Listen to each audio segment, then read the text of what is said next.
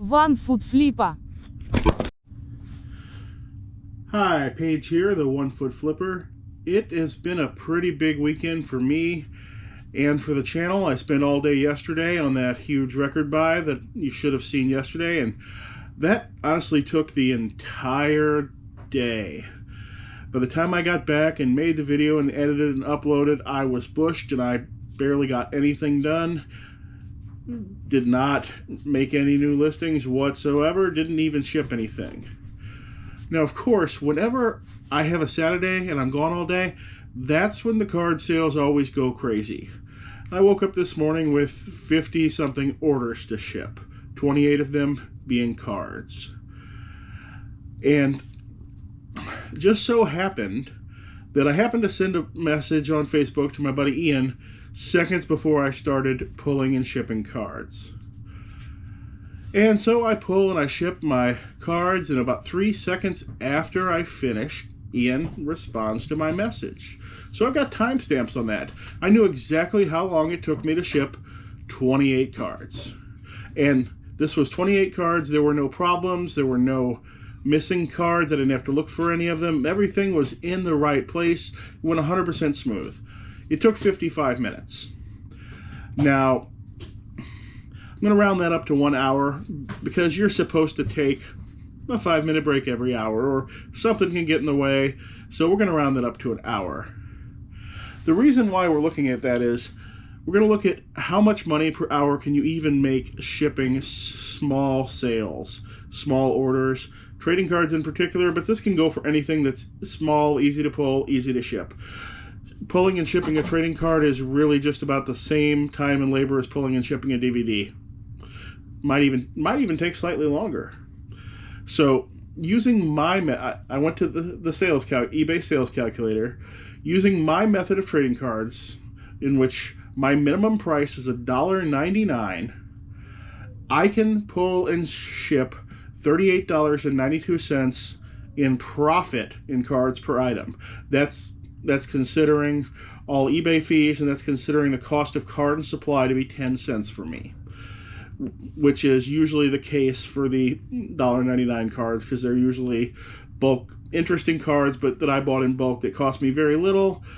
And my main cost is really the envelope, the shipping label, which are both a few cents each, the extra cards, and the sleeve that I packed them in. And I can ship $38.92 worth of profit of those cards every hour. That doesn't count listing them. That's just the shipping. However, if I were to drop my minimum card price to 99 cents, as many sellers do, suddenly I can only ship $14 an hour worth of cards. Big difference. McDonald's near me pays $15 an hour, and I'm in the Midwest. And you get a free hamburger there. I don't get a free hamburger here. But what can make it even worse is a lot of people ship 99-cent trading cards in hard top loaders. Those are not free. Those are actually quite expensive. If that's your method, your profit per hour that you can ship in those things goes down to $10.36. Not counting listing time, not counting sourcing time. So, and I know some people say, oh, it's made up by all the people who buy multiples, but you really getting those multiples customers? I had 28 separate card orders yesterday across every type of card, from sports to Pokemon, Magic the Gathering, non-sports cards, vintage non-sports cards, and not one of those customers ordered more than one card. Not one. That is normal. For cards, I've never experienced a large number of my card customers ordering more than one item. Some of them do, but that's not the norm. So now we're going to get into the topic of of the title of the video. The eBay 1099s have started rolling in. Of course, mine came in today when I had 50 plus orders to ship. So, but after I shipped those cards, I started doing my preliminary taxes. I had already put a few things in to TurboTax. I use the self-employed edition. I know a lot of people tell you hire an accountant, but if you keep your numbers right, you don't need to. So I started doing that, and This isn't my first rodeo. It's not my first day as a seller. I know that I was going to get a 1099 form. I knew I was going to have to pay taxes on it, and I even sent in self-employment tax last year. But I still ended up with a big surprise. Let's look at a few sales too while we're at it. Sold this Magic the Gathering 3-pack sealed land packs for $15.31. These used to come in what was called a fat pack, which they made for each set. You'd get about 10 packs of cards and one little thing of lands. New players will buy basic lands for the most part. That's the only people who buy them. And otherwise, these have no worth on the street or in the community, live community. It's only new players who buy them. $15.31, all profit. Those came in collections, and they were valued at 0 in the collections. Sold this little baby girl with the first curl trinket box. My wife sources trinket boxes. She looks for them everywhere we go. It's her favorite category. And they always sell. It's never big money, but they always sell. This one was $8.74 plus shipping. So I start doing my taxes. I'm going over all my expenses and everything else. And like I said, I'd been sending in self-employment tax. So I wasn't expecting a big shock on my tax total. But there's one thing that I didn't account for. Actually, it's more than one thing I didn't account for, but one of them's really big. I sold these 2 sets of unit cards for Flames of War Vietnam, $21.67 total. First thing I didn't account for is about halfway through the year, I stopped specializing in Magic the Gathering cards. I stopped sourcing them. And I changed my selling strategy to always have the best price. That had 2 major effects on my business. My sourcing cost went way, way down, which I did not notice until the end of the year when I actually went over all this stuff, because I don't keep track of my sourcing costs by month. I've just got one big old spreadsheet. And it wasn't until today when I went over it that I realized that my sourcing costs fell off a cliff after I stopped selling Magic cards. Because generally the way you sell Magic cards of value is you get people to bring them to you and you pay them a percentage of their value. And generally for the good ones, you've got to pay 60%. But they're like a commodity. You can sell them almost instantly. But after eBay fees, I've only got a 27% margin on those after eBay fees. So my sourcing costs were a huge percentage of my income there until I stopped sourcing those. So stopped sourcing those, started concentrating on everything else, and suddenly my expenses took a big nosedive. And my sales went up some. Well, I was still sending in the exact same amount of taxes based on what I had figured earlier in the year. Next thing I sold, Dirt Devil filter, $2.69. This started higher. It got marked down twice before it ended up there. Kansas City Chiefs shirt, another thing that got marked down twice, $3.69. I didn't particularly pick that shirt so much as there was a garage sale that had a decent amount of good shirts, and they just said I could take all the shirts for $10, so I just took all the shirts. So that was in there. There were some bigger dollar shirts in there that I actually wanted, but by the time I would have paid for those, it would have been the $10 anyway. So I just went ahead and took all those shirts, and I listed the worst ones. I sold this Arnor the People book for Middle-earth role-playing game. Remember, Middle-earth role-playing game is that 80s competitor to Dungeons & Dragons. It's very rare. It has quite a following. That book sold for $90. I have one more in stock, a nicer one that's probably going to go up for $100 or $110 because it's in much better condition. So where was I? Oh, so I paid in everything, but my sales went way up. My expenses went way down. And the one thing that I didn't think about until today when I'm doing my preliminary taxes is the fact that I had been buying health insurance from the marketplace, but my income went way, way, way up. So I was figuring on, probably because my sales went up, that I was going to have to pay $1,000 or $2,000 at the end of the year. But I made so much money that I didn't no longer qualified for any of those tax credits that I was getting before. My family's income tripled between my family's 2022 income was 3 times what our 2021 income was.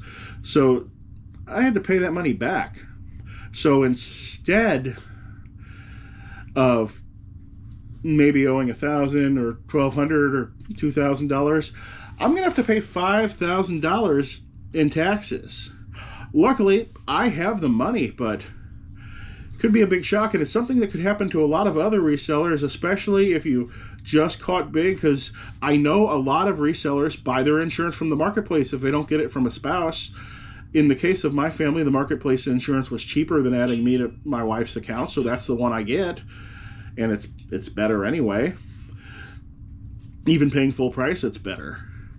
But it was a big shock, and hopefully it's not going to hit any of you who weren't ready to pay the money. Luckily, I've got the money. I can just pay it. But I'm sure some people are going to get wrecked by this. Next thing I sold was 10 Years After, A Space in Time. Sold for $5.99. I had gotten multiple messages about that album from what I call sensitive customers who were very sensitive about the condition of extremely low value items, and I kind of pushed the questions off a little bit to see if I could, and kind of forgot about them, and it sold to somebody who didn't ask me any questions. Much better as far as I'm concerned.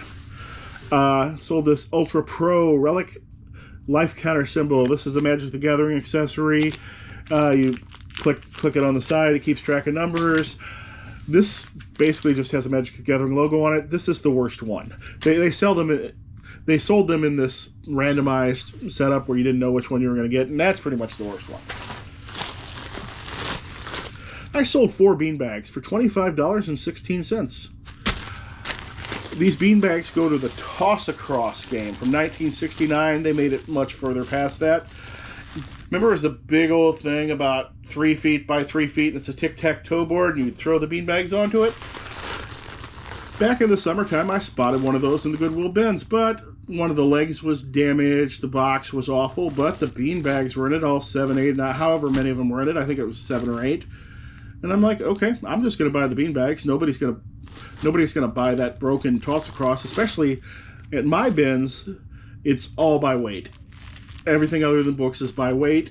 There's no special category for heavy items like electronics or that some of them have, or furniture. It's all by weight. So everything heavy there, they basically have to throw in the dumpster because no one will buy it.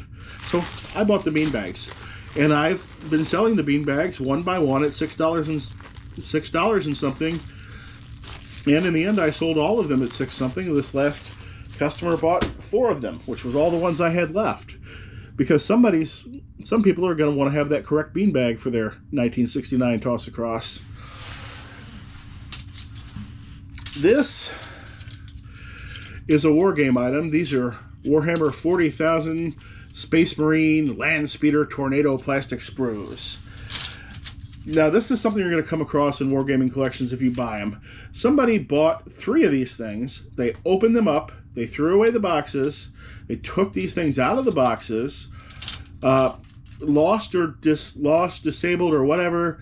The few metal pieces that came in the box with this, they're gone. Nobody knows where they are. I don't have them. And for some reason, they took a couple of pieces off. Like, see that? Missing piece. So these will still build into something, but you're going to have to improvise a little bit. And I put as of such in the description. And these still sold for $53.99 because these are $30 a pop in the box. Most people who build a lot of miniatures have extra parts and bits anyway, and they can figure something out. It sold pretty quick. It was only up for a few days.